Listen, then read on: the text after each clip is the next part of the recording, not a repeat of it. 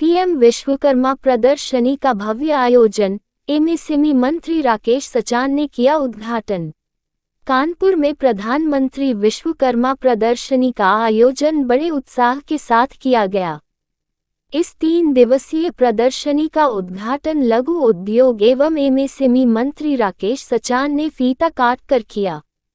प्रदर्शनी का उद्देश्य देश भर के कारीगरों और उद्यमियों को एक मंच पर लाना और उनके उत्पादों को व्यापक स्तर पर प्रदर्शित करना है। उद्घाटन के दौरान मंत्री राकेश सचान ने कहा कि यह प्रदर्शनी न केवल कारीगरों और लघु उद्यमियों को प्रोत्साहन देने का एक माध्यम है, बल्कि मेक इन इंडिया और वोकल फॉर लोकल जैसे अभियानों को भी बढ़ावा देती है। प्रदर्शनी में कारीगरों के हाथों से बने अद्वितीय उत्पादों, पारंपरिक हस्तशिल्प, नवीनतम तकनीकी उपकरणों और विभिन्न उद्योगों के उत्पादों की विस्तृत श्रृंखला को प्रदर्शित किया जा रहा है।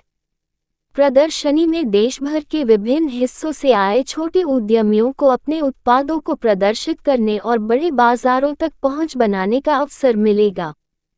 प्रदर्शनी के दौरान विभिन्न कार्यशालाओं और सेमिनारों का आयोजन भी किया जाएगा, जिसमें विशेषज्ञों द्वारा एमएसएमई क्षेत्र के विकास और नवाचार पर चर्चा की जाएगी। प्रदर्शनी में बड़ी संख्या में व्यापारियों, निवेशकों और आम जनता के शामिल होने की उम्मीद है, जिससे छोटे और मझोले उद्यमियों को बड़े व्यावसायिक अवसर प्राप्त होंगे। इस प्रदर्शनी के माध्यम से देश के कारीगरों और छोटे उद्यमियों को नई पहचान और विस्तार का अवसर मिलेगा, जो उन्हें आर्थिक रूप से सशक्त बनाने में मदद करेगा।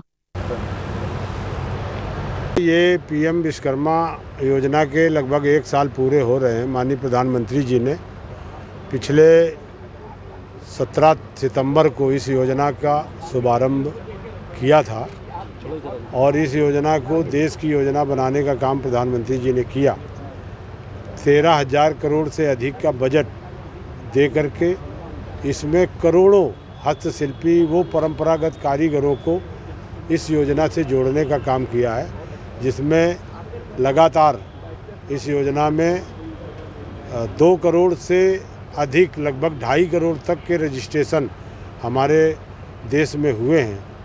उत्तर प्रदेश में भी 31,50,000 रजिस्ट्रेशन लोगों ने किए हैं इस योजना से जुड़ने के लिए। कानपुर में भी 37,000 रजिस्ट्रेशन हमारे इस योजना से जुड़ने के लिए हुए हैं।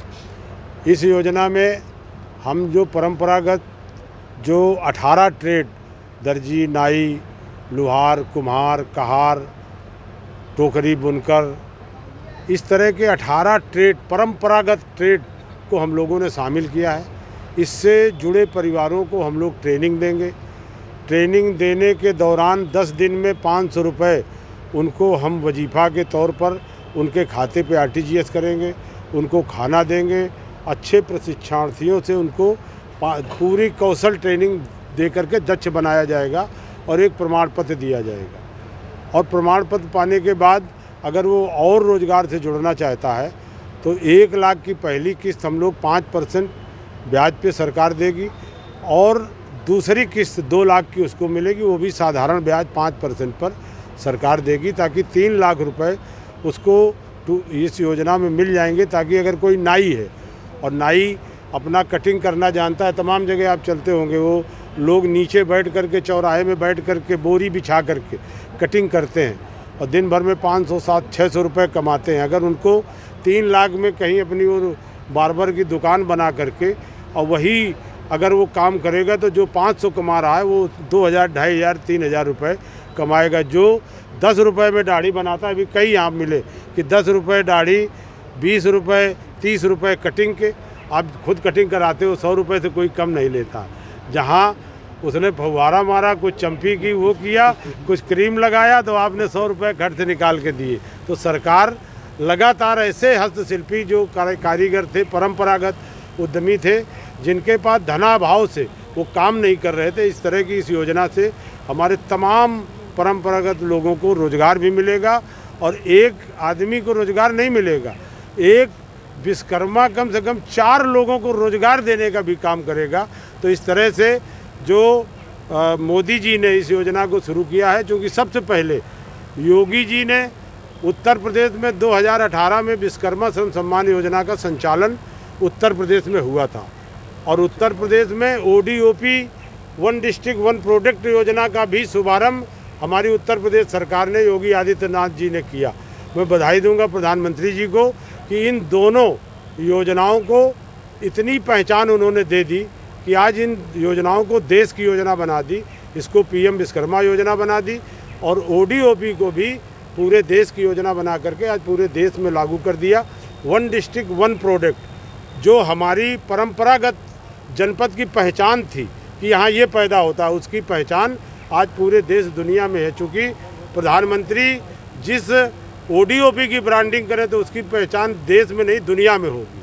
अगर कहीं पर भी हमारे राष्ट्राध्यक्ष जाते हैं किसी देश में और किसी राष्ट्राध्यक्ष को गिफ्ट देते हैं तो एक छोटे कारीगर के द्वारा बनाया हुआ उत्पाद उसको गिफ्ट में देते हैं और उसका जो वो छोटा उत्पाद बड़े राष्ट्राध्यक्ष के किसी अमेरिका में, स्वीडन में, बड़े बड़े दुनिया के तमाम देशों में जब उसका ड्राइंग रूम में छोटे जिसने कभी कल्पना नहीं की होगी उसका उत्पाद वहाँ सजता है। इसीलिए आज ODOP में बड़ी लोगों को रोजगार मिला उत्तर प्रदेश में और लगातार उत्तर प्रदेश एक उद्यम प्रदेश की ओर बढ़ रहा है। जिस तरह से इंफ्रास्ट्रक्चर का डेवलपमेंट, कानून व्यवस्था, बिजली की आपूर्ति और लगातार एक प्रदेश की पहचान बनी है। इसीलिए 40 लाख करोड़ से अधिक के यहाँ प्रस्ताव आए थे और आज उद्यम लगाने के लिए पूरे प्रदेश में 75 डिस्ट्रिक्ट में लोग आतुर हैं और हम लोग जो